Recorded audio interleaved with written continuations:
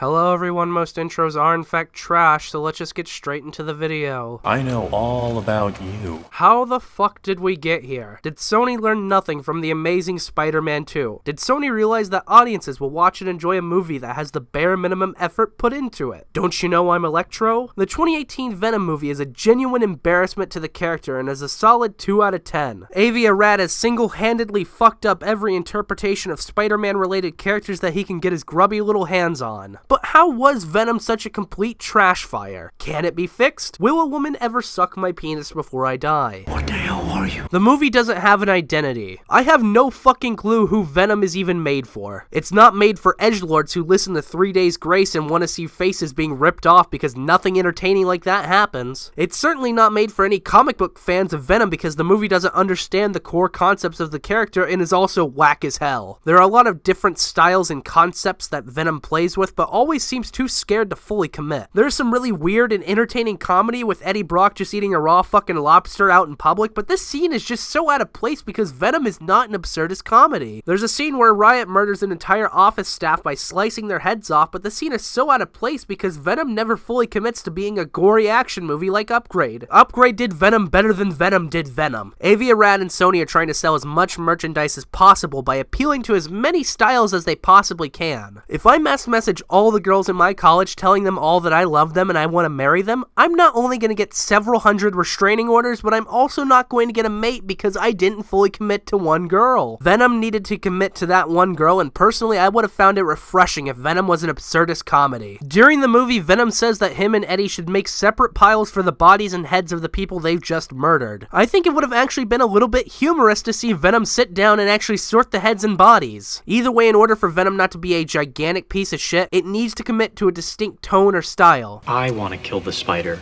You want to kill the spider. Who the fuck is this woman? I genuinely forgot a week after seeing the movie. All I remember is that she was some sort of love interest of this godforsaken movie. In terms of adding a character dynamic or adding characterization to Eddie, she falls completely flat. This stale-ass woman has nothing interesting going on because she was added on as an afterthought. She has no personality. I'm not even exaggerating. This woman is like 75% of the women on Tinder because they're fucking boring. She also does nothing to help advance the plot besides moving the symbiote from one place to another so it can reattach to Eddie. When looking at her from every conceivable aspect, she is simply deadweight. Removing her would allow the story much more freedom to focus on actually engaging parts of Venom, like the bond between Eddie and his symbiote. Hey, speaking of Eddie bonding with his symbiote, this is the biggest travesty of Venom. You could take away all the bad action, the terrible acting, and all the horrible directing, and if the relationship between Venom and Eddie was strong, you would still have an enjoyable movie. The entire film is anchored on the audience finding the bond between Eddie and Venom to be palpable and real. Avi Arad fundamentally fucks this up by having almost no second act. Avi Arad forgot to make his film in a normal 3-act structure. Which of the 3 blind mice keeps hiring this literal dunce? The whole basis of Venom's character arc in the movie is based on him liking Earth and Eddie eventually, but we never see a rapport develop between these two. I out loud said fuck you when the symbiote said that Eddie had changed him because no, he fucking hadn't. In order to really sell this relationship, Eddie needs to get the symbiote sooner, and he shouldn't lose it as he does in the movie. Eddie doesn't actually get the parasite until a solid 30 to 40 minutes in the actual movie. Allowing them more time to work together would allow their character arcs to appear a lot less rushed. This was the critical failure of the Star Wars prequels. Anakin and Obi-Wan's relationship always felt rushed, and too often they spent more time talking about their adventures than actually going on some. You fix this and you might have a semi-competent flick on your hands, but if Avi Arad is still in charge of this piece of shit, then you are absolutely fucked no matter what you do. If you do this,